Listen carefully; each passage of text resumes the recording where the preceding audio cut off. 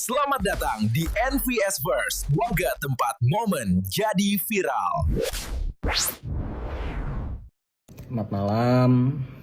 Sebelumnya saya minta maaf kepada pihak-pihak yang terkait terhadap masalah ini.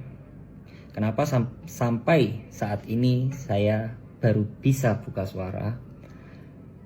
Karena nama saya sudah disebut. Sebagai laki-laki, saya sudah bertanggung jawab. Maka setidaknya izinkanlah saya untuk menceritakan kronologi dan meluruskan beberapa hal. Awal mulanya ketika saya itu kenal Erika adalah melalui live TikTok. Saya live TikTok, Erika give saya, kemudian kita lanjut DM-an. Setelah lanjut DM-an itu lama, kita lost kontak lagi. Tidak ada kontak sama sekali sampai di bulan November kemarin saya dan Erika janjian untuk main biliar. Main biliar di Cubic Billiard Senci. Cubic ya, atau mungkin Cubic ya. Pokoknya yang biliar di Senci. Di sana kita minum-minum.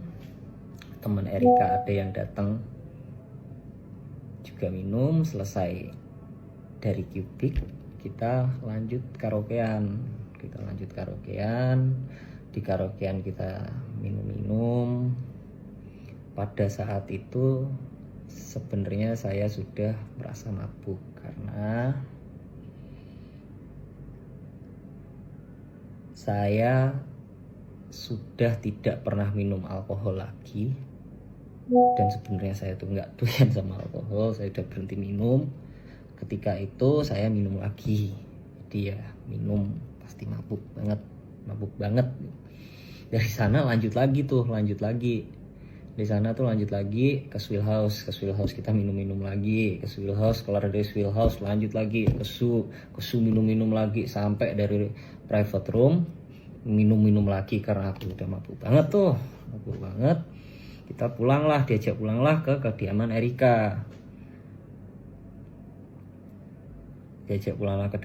Erika. Dibilang jangan pulang, kan mabuk, di sini aja. Oke. Besokannya saya kan punya job di Batam. Keesokan harinya saya berangkat ke Batam. Kita masih intens, cacatan kita masih intens, kita masih video call bareng gitu kan, Tiba-tiba Erika ini samperin aku, saya tidak tahu. Tiba-tiba Erika itu samperin aku udah sampai di Batam. Akhirnya nemenin saya perform, minum juga. Selesai perform itu minum juga. Pulang bareng. Esokan paginya saya berangkat ke Batu Raja. Kok Batu Raja ya? Mana ya? Jambi. Esokan harinya saya berangkat ke Jambi. Erika pulang ke Jakarta. Kita flight berbeda. Tapi beberapa hari itu, setelah itu kita masih intens chat-chatan, intens video call, hingga Erika ini saya rasa agak aneh. Anehnya kenapa tiba-tiba cuek. Yang awalnya udah makan apa ini, tiba-tiba cuek. Saya coba tanya kenapa, gak apa-apa. Oke, saya diem. Saya coba chat lagi, lama-lama nggak ada jawaban. Saya chat sampai bener-bener nggak ada jawaban. Akhirnya aku chat panjang, kamu nih kenapa sih sebenarnya, ngomong kalau ada apa-apa itu ngomong, coba jelasin ada apa. Di sana dia marah karena dia marah dengan alasan yang tidak jelas. Menurut saya itu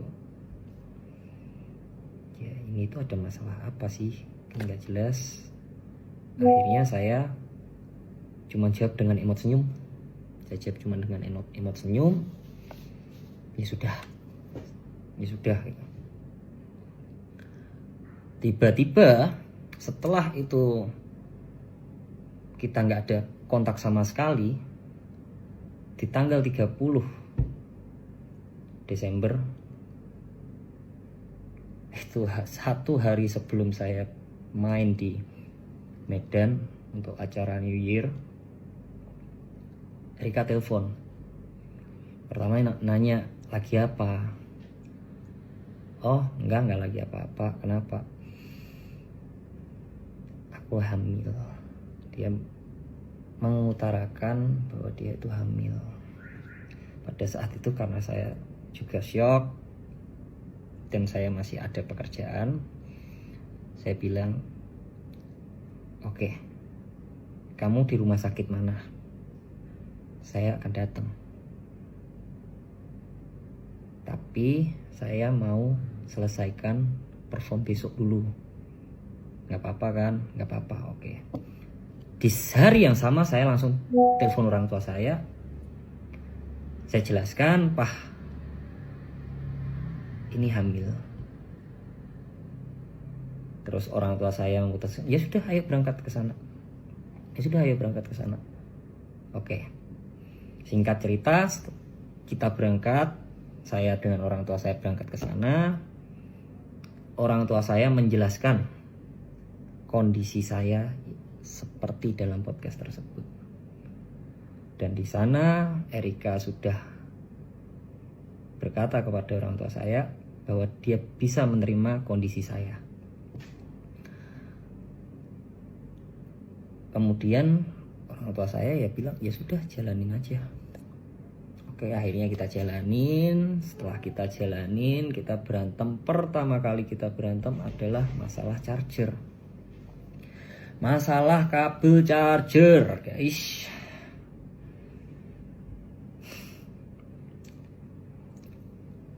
Jadi pada saat itu kabel charger saya kan nggak ada.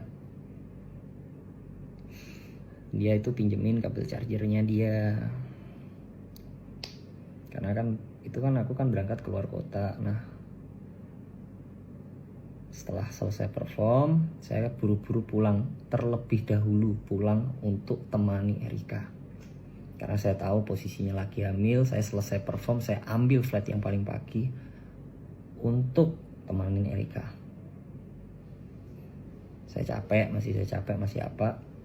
Saya temanin Erika udah nanya, kabel charger di mana? Saya juga belum istirahat kan posisi saat itu kan. Saya pokoknya fokus temenin dia aja. Deh. Kabel charger di mana? Ada kok. Aku jawab gitu, ada kok. Kasih tahu asisten kamu ya. Suruh cari itu kabel charger.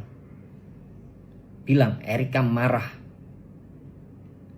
Pada saat itu saya juga tersulut emosi. Saya bilang, ini apa-apaan? Cuman masalah kabel charger aja marah.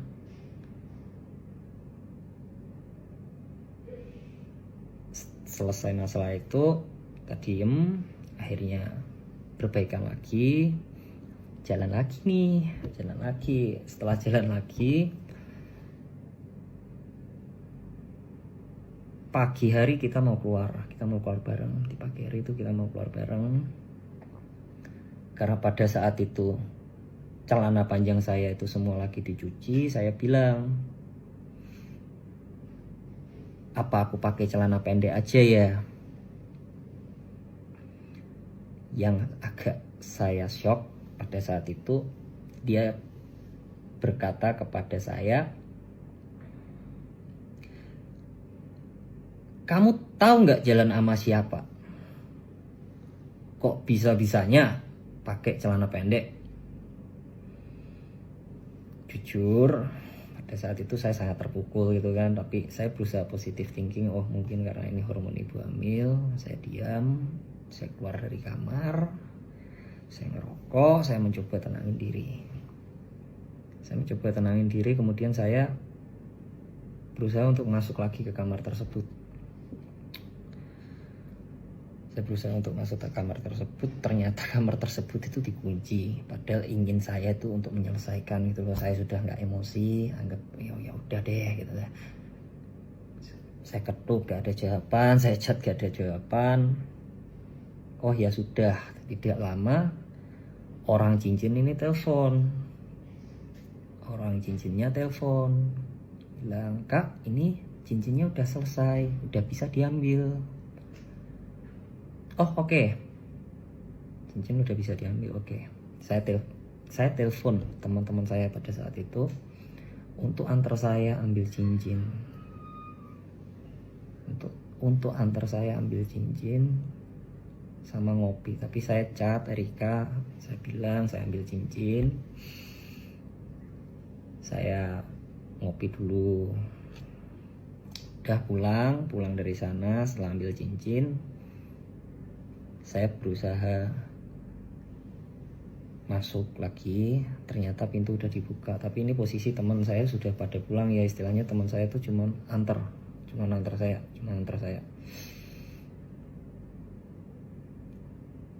Saya masuk ke kamar. Niatan saya itu untuk bikin mood dia seneng dulu itu. Ini loh cincin udah jadi. Saya coba tunjukin gitu, cuman reaksinya tidak seperti yang saya kira. Dia bikin kata-kata,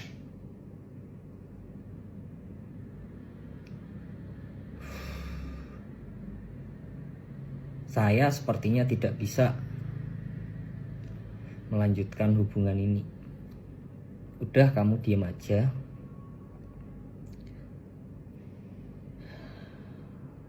Biarkan saya yang bertanggung jawab. Kalau bisa, tidak usah ada orang yang tahu ini anak bapaknya siapa."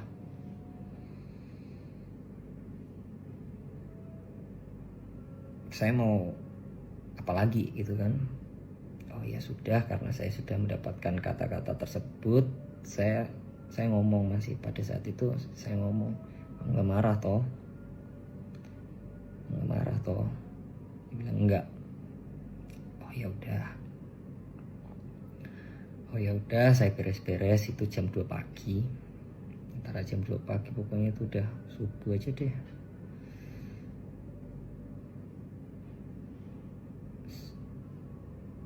Saya telepon teman saya.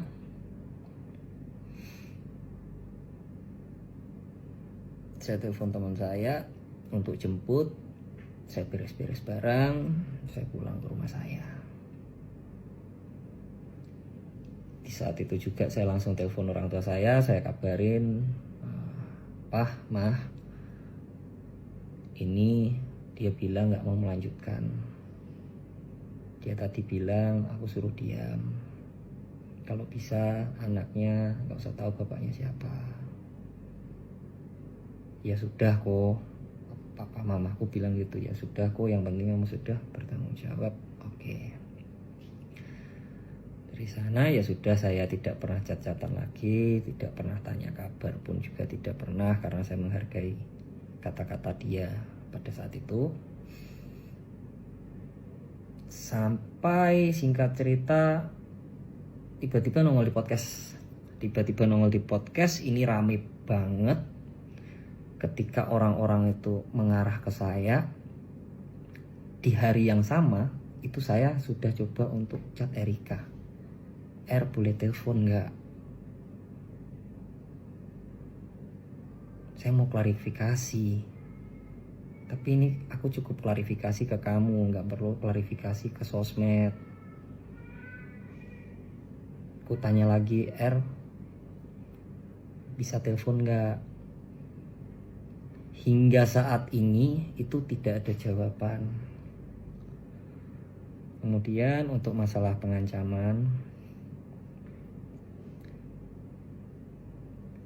saya sebenarnya tidak tahu menahu tentang grup 19 orang tersebut. Cuman apabila ada kata-kata saya yang menyakiti hati saudara, menyinggung saudara, maupun menyakiti saudara, saya minta maaf sebesar-besarnya. Dengan rendah hatinya saya minta maaf sebesar-besarnya, karena saya juga mendapatkan ancaman. Saya mungkin juga sedang emosi, saya kilaf, saya dapat dorongan dari luar. Sekali lagi saya mohon maaf sebesar-besarnya. Sekian klarifikasi saya. Saya minta maaf banget buat fans-fans saya. Saya minta maaf banget sudah mengecewakan sekali. Terima kasih selama ini sudah selalu support saya. Terima kasih buat orang-orang yang sudah support saya. Saya cuma ingin meluruskan hal-hal yang bisa diluruskan.